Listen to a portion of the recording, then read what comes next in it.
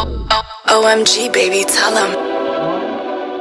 Hey there, welcome to Powered by Backers. It is I, Justin Fox, your host. I am here joined by Marc Petitpas. Is that how I said it correctly? Pretty good. Perfect. Yeah. I tried it to go without asking you. I was going to try it on my own, just see how it went. It was Marc. Thank you very much for joining me. Happy to. Thank you. Awesome. So you're in Guelph, right? Guelph, Ontario. Perfect. Great little city. Love it. Been to the Sleeman Center many a time. Had some events out there with the 3HL. So thank you for joining me. So I'll do a quick little bio here. I'll go off the one. Let me just go. So you are. So sort of whether you're an entrepreneur or CEO. So basically, you're an entrepreneur or CEO or business coach with the Marc Petitpas Group, and you help businesses grow and scale.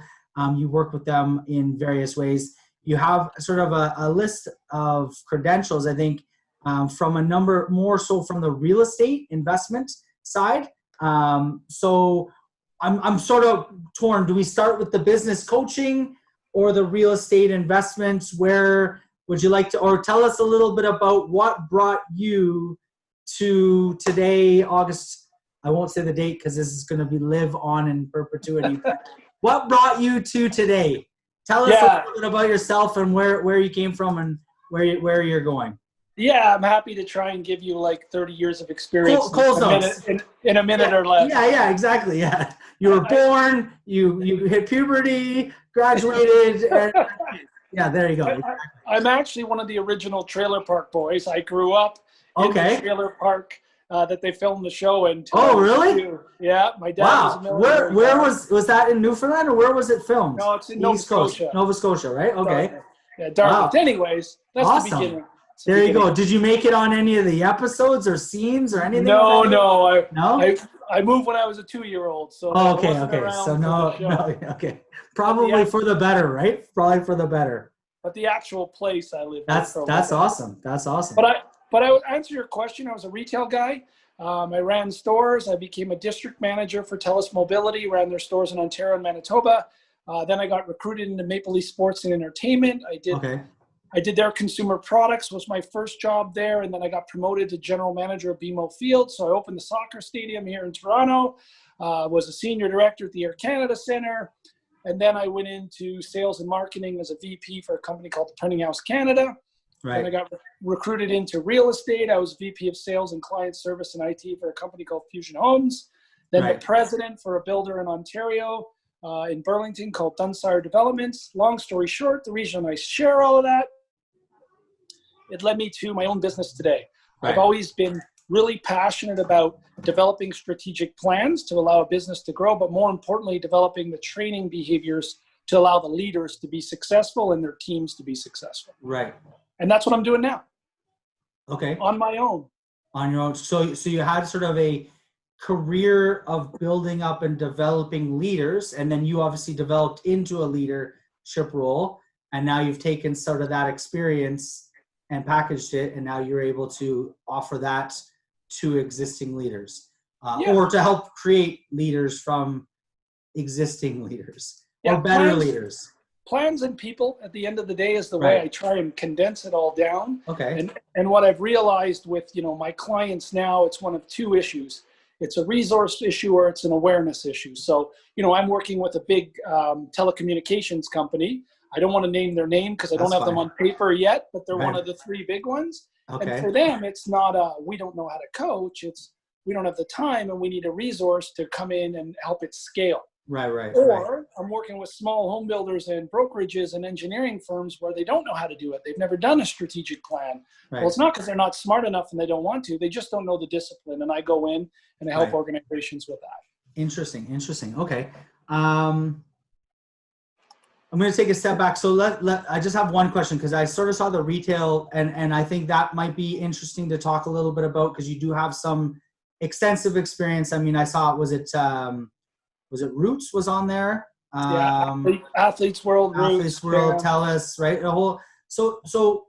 I just love to hear your thoughts or take on, we'll get into the strategy and stuff obviously, but on retail as a whole, given what's happened? What's sort of your thoughts? And maybe what strategies would you be sort of recommending, or how would you suggest retail adjust maybe their strategy going forward, given that the world has moved, and even more so in the past 6 months. But I mean, it's been coming for 10 years, but like the past 6-12 months, specifically COVID, have made a massive shift, specifically in brick and mortar to more digital. What are some of the strategies, I guess, that you see retail having to implement, or where do you see that market going, if you will? Yeah, so I mean, that could be broken up into two questions or talking points. A lot quicker than I asked it, right? No, that was great. That was good, Justin. And then keep in mind, I've been out of retail proper for, since MLSE when I started in consumer products. But the strategy, sort of, you get the overall business model, right? Yeah. There's two things. If I'm a retailer concerned about my hardcore asset and my lease in a mall and getting people into the store, you've got to elevate the experience. Right. You've got to have so people used to go to the mall instead of buying online because they wanted the service. They wanted the ability to try on the product. They wanted to be able to say, the 7 doesn't fit, give me a 7.5. Yeah, the touch and feel aspect for sure, yeah. And get that experience, but it's not as valuable anymore because the online is starting to replicate that. I mean, you can get your shoes back and exchange through Amazon within a couple days and take the 7.5 and see if it fits. So that gap is closing where that doesn't get people into the mall anymore. What's the experience that's going to force me off my butt, not order online and get into the store? And they got to think outside the box about, the coolest display. Give me some level of engagement and entertainment when I'm there that I need to be in your store. That's one. Okay. And so they have to use their square footage more wisely if they want to get people back in the malls. Two, they need to look at other industries. So, I was just talking with, and I don't want to share too much of their plan, but someone engaged me, just a young couple in Toronto. They've got a really cool idea about a sneaker platform. And the whole thought process is there's an app, there's a community, there's a network, because kids like to go back and forth about what the latest, greatest kicks are. And there's value in that. But now I want them, and I want them now. I don't want to go to a mall. I don't want to wait 24 hours or 48 hours. How do you give me the Uber of footwear? I was going to say, like, a drone shows up and it's got your 3 sizes and you pick one and walk out. Yeah. There's companies in the States already doing it. They're setting up partnerships with retailers to get that product in the customer's hand within an hour because they have a distribution network. Wow. Retailers really if you want people back in the mall, you got to elevate the experience. And if you want to capture the online customer, you got to out-deliver anything that exists today as a differentiator. Because an Air Jordan's an Air Jordan, whether you buy it from Foot Locker, Champs, or Athlete's World. Right. Yeah. No, it's funny. Like, I saw an article, I mean, this is probably a year ago, about Amazon. I made the joke about the drones, but it was sort of like Amazon was trying to find ways to outdo themselves of, like, next day. It was like same day, next hour, like next minute. Like, you go, oh, it's here. And, like, I don't know how they can teleport it to you, but yeah, they find a way. Yeah, well, that's technology, right? Hopefully that'll come to us sooner rather than later. It's either experience or ease of transaction that's going to win the day. Right. When I was at MLSE, when we were building the team store, we took it from Center Sports and we were building the plans for what eventually became Real Sports at the time. And everything was about how do we keep the consumer around after the game to decide to buy their jersey from us versus at Sports Check where it's $20 less. Well, that was going to be, okay, well, we're going to get a player to come and do a live interview in the store after the game. Right. We're going to get a DJ to come at Raptors, et cetera, et cetera. The elevation makes me want to buy from the store and pay that premium. And retailers aren't doing a good enough job of that today. That's going. So it sounds like this sort of, you're in that strategy thing. So it's sort of the people and strategies, right? The people in the plan. I like this strategy. And again, maybe if you've talked to somebody, I don't want to hear their secret sauce. We'll see it, I'm sure, soon enough. But what would be if I were a retailer and I come to you and I say, help me out to create a better experience for our consumer, right? Our purchaser, buyer, whatever you want to call them, customer. What would be some of the, like, what are some things that maybe people are looking at in in that space? Like you mentioned, I like the idea. Like I mean, obviously as a retailer, I can't get, Pascal Siakam to show up to my store after every game. I mean, that's a little bit, too probably cost prohibitive, but like what would be some sort of like fan or consumer engagement tactics that you would say your people are looking at or you would recommend? Yeah, so well, before I'd recommend anything, the first thing I'd ask a retailer asking for advice is why. Right. Is it in the context of the plan? What are you trying to achieve? What are the financial metrics that you want to hit based on this experience? And what are you trying to give the consumer to get them in? So I'll give you a silly example, Justin. Yeah. This is 25 years ago, if not farther. Now I'm aging myself. But at Champs, I think we're probably about the same age. I'm 42. Oh no, I'm way older, my friend. Oh, what? How old? I'm almost 50. Oh, you're still in your 40s. The same. Born in the 70s, right? I was born late 40s. Okay, well, but you were born in the 70s. Early 70s. Yeah, I was born 78. So, anyways, whatever. We're still in the 40s. You're still in the 40s. I remember watching my Habs win cups, but anyways, that's a sidebar. Here's where I was going with that. Back when I was a 22-year-old store manager at Champs, one of the things we always had was what they called Econ reps at the time, which was Nike backwards. And they were the tech reps that would come in and go to all the sports stores and do a night where they bring in some refreshments and spend 3 hours explaining product knowledge and what the next shoe on the market was coming and what the kids were looking for, etc. To the workers, to the staff. To the staff. Yeah. Here's a silly example. If all these fan advocates of these brands in their footwear and their apparel were given that experience, couldn't you get them in the store for close to nothing? So you're doing sort of what was being done for staff 20 years ago now for consumers that are the sneakerheads, right? The kind of like, the diehards, right? Yeah, they'd love that.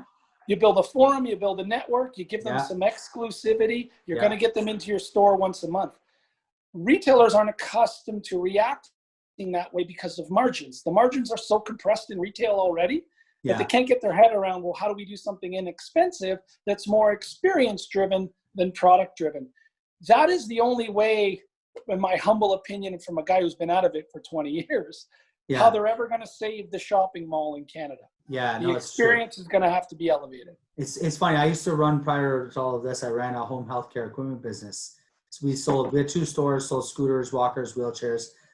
Anyways, we used to host, it's sort of what you're saying, scooter repair, like a Saturday, we'd bring our repairman, we had a parking lot next door, and you could bring in and get your scooter fixed for free.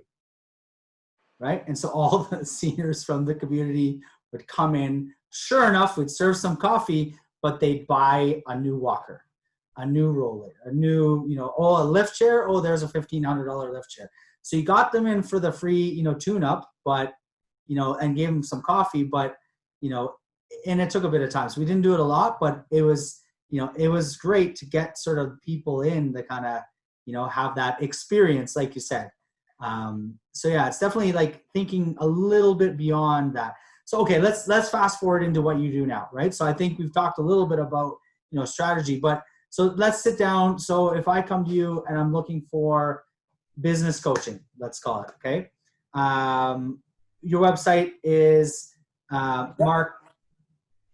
Is it, what is your website? Go ahead, give us your website. It's my full name, so it's www.marcpetitpas.com, which is, I have to spell because it's French. It's M-A-R-C, not a K. Yeah. And it's P-E-T-I-T-P-A-S.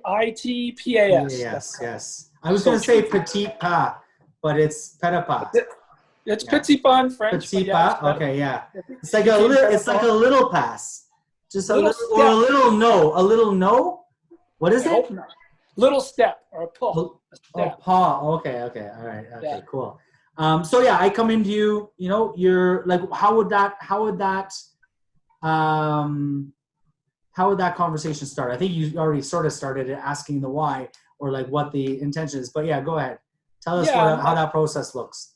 Yeah. So first of all, through my website, I try and communicate what I do and don't do, because I don't want to grab business that I can't change a business result in. So I have 5 very simple offerings, but what you'll be able to do in going to my website is book a free diagnosis meeting. It sets up a Zoom, and I'll ask questions of what you want to do and why. I gravitate to organizations that either don't have discipline in place to build a proper plan, set financial goals, strategies, objectives, and tactics, or I'll ask someone, what is your challenge? Is it scaling? Is it because you as the entrepreneur works too much in the business? And I'll help them transfer behaviors to make other people successful. So again, I want to know why, what does the finish line look like, and what have you already tried, and what do you need from me? And so what I'll do is I'll go in and I will literally help businesses measure their business, but more importantly, identify all the behaviors they have to implement or change to make it happen. Because that's where the rubber hits the road, is people and how they do their job. So you're very meticulous. I can be. I also have verbal diarrhea. I can go off. I didn't mean it. That's not. No, I meant I meant that because to do something like that, what you just. I mean, I run a business. I run backers. We try lots of different things. By no means is it perfect. I don't know. I mean, it's a learning curve. Every day is a new day, right? You're always learning. But to a lot of the things that you mentioned, sort of measuring and putting sort of the different strategic things in place and sort of having set goals and targets, short, long, medium, whatever, all the different terms. You have to be very meticulous, right? Especially from a financial reporting, accounting, it's and I think a lot of, we work with entrepreneurs, lots of them, they have a vision, there's a goal, they're sort of working towards it, but they're often very scattered in their daily, hourly, and I'm going to put myself in that, goals or just I'm trying to find the word, things that you're working on, your actual tasks are very scattered, right? And so you almost are chasing, as they say, that, that shiny new object, right? Or, whatever the flavor of the month is.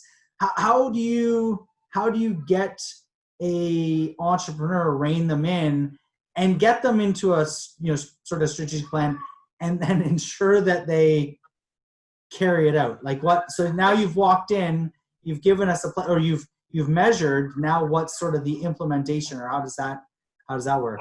I can give you a perfect example of one client I just finished the process with. This gentleman is a 22-year-old guy. He's the CEO of a company that now he wasn't born in the 70s. He might not have been born in the 90s even.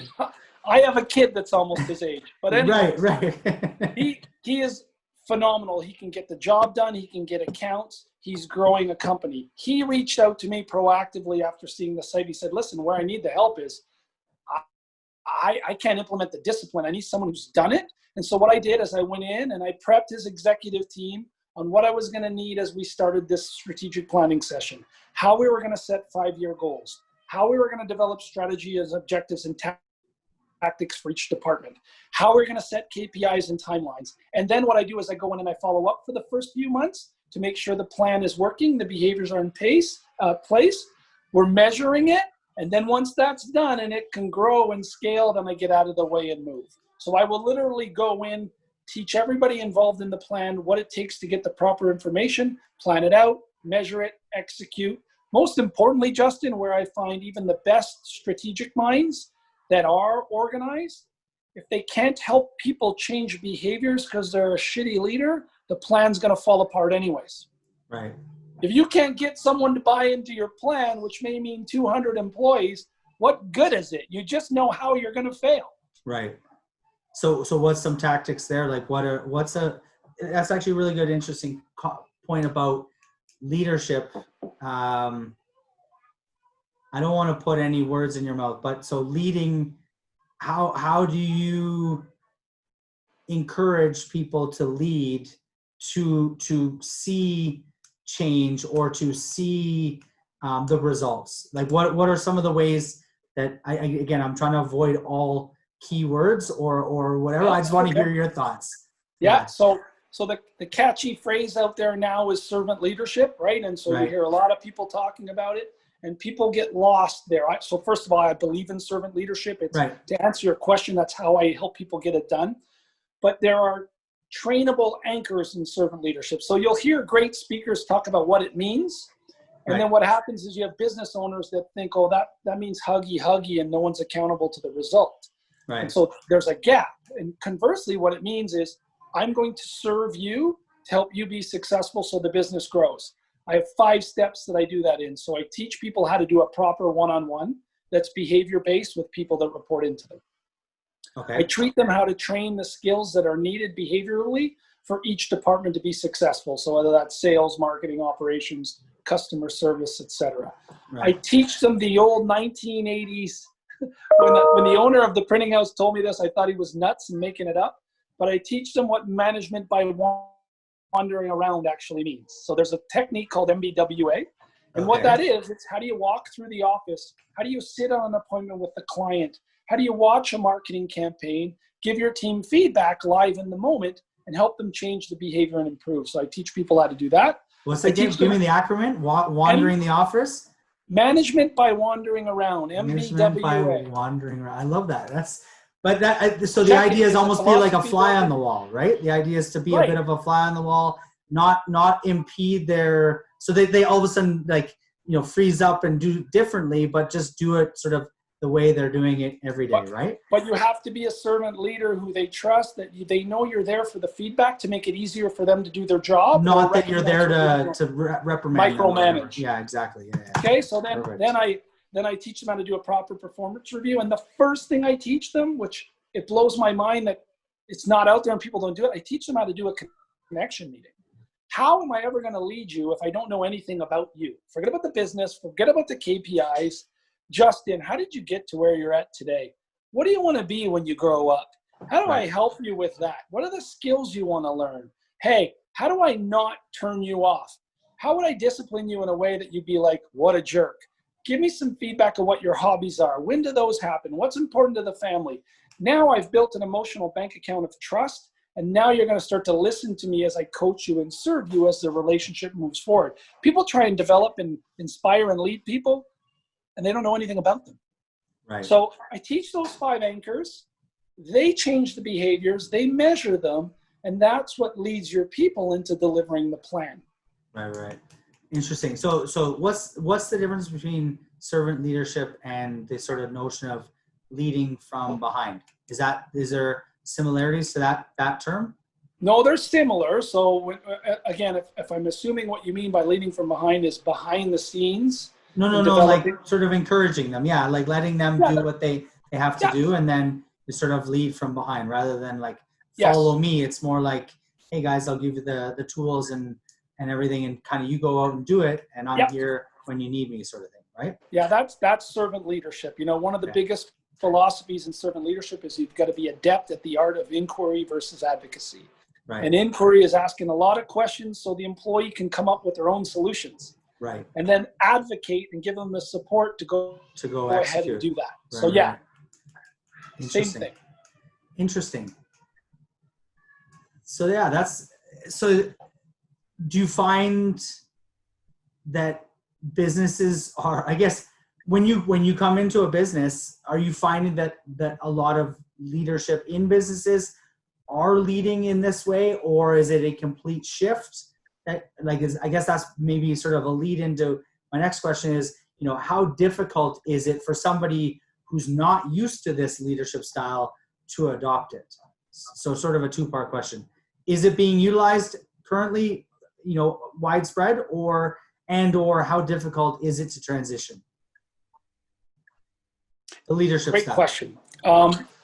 Yeah, and it's the reason I'm so adamant about what I do on the website. So if you don't believe in it, you're probably not going to reach out to me. Okay.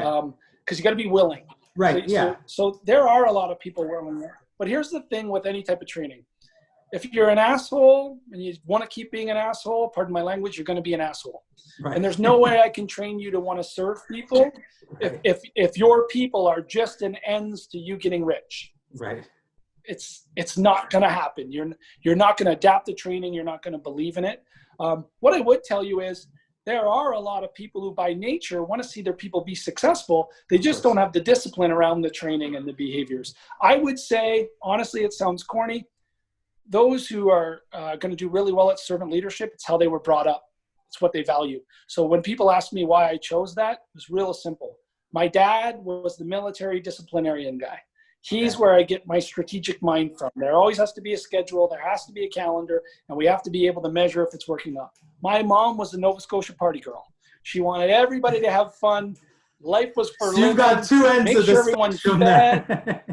You got the complete But it's ends, right? Yeah. Yeah. But my mom is why I'm a servant leader.